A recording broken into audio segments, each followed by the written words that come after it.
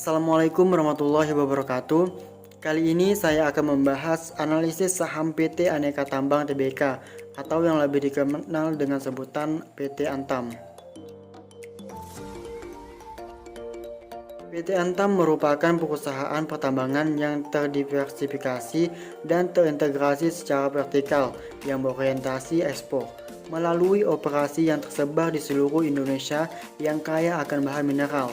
Kegiatan Antam mencakup eksplorasi, penambangan, pengelolaan, serta pemasaran dari komoditas biji nikel, ferronikel, emas, perak, baukis, dan batu bara.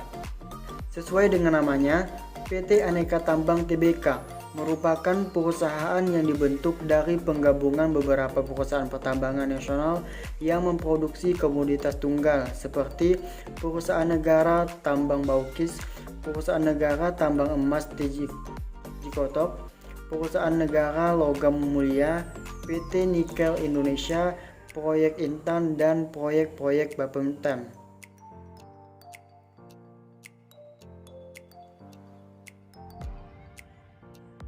PT Antam didirikan pada tanggal 5 Mei 1968 sebagai perusahaan negara.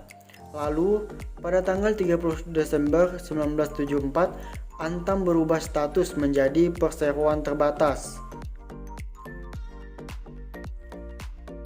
Pada tanggal 27 November 1997, Antam melakukan penawaran umum perdana yang dicatat di Bursa Efek Jakarta dan Surabaya.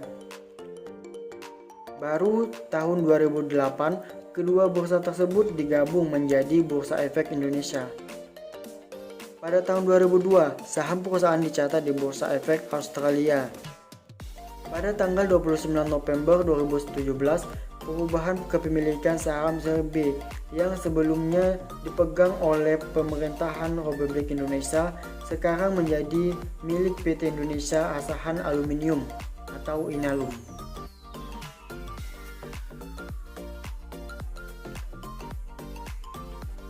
PT Antam memiliki satu saham seri A yang dipegang oleh pemerintahan Republik Indonesia dan 65% seri B dipegang oleh PT Inalum dan sisanya 35% seri B diperjualkan ke masyarakat.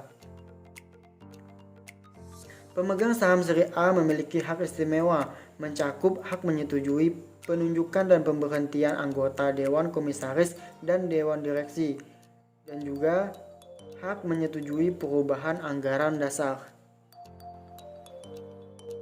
Menurut laporan keuangan Antam, penjualan pada tahun 2019 lebih tinggi dibandingkan penjualan di tahun 2020. Hal ini dikarenakan COVID-19 yang mengakibatkan penjualan pada tahun 2020 menurun. Namun, dengan strategi penurunan biaya, perusahaan dapat memaksimalkan laba di tahun 2020 sehingga laba yang diperoleh tahun 2020 lebih besar dibanding laba yang diperoleh pada tahun 2019. Dilihat dari data penjualannya, emas merupakan komoditi yang memberikan kontribusi paling besar. Hal tersebut dikarenakan harga emas yang selalu meningkat setiap tahunnya. PT Antam akan memaksimalkan produksi logam mulia khususnya emas dari tambang milik perusahaan serta memenuhi kebutuhan pasar yang diikuti dengan akselerasi pertumbuhan kinerja perusahaan dengan meningkatkan inovasi-inovasi baik produk maupun perluasan pasar.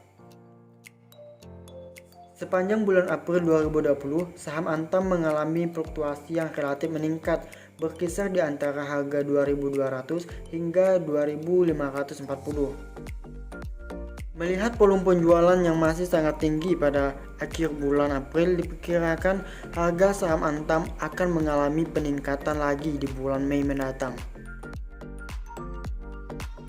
Sekian yang dapat saya sampaikan, kurang lebihnya saya mohon maaf. Assalamualaikum warahmatullahi wabarakatuh.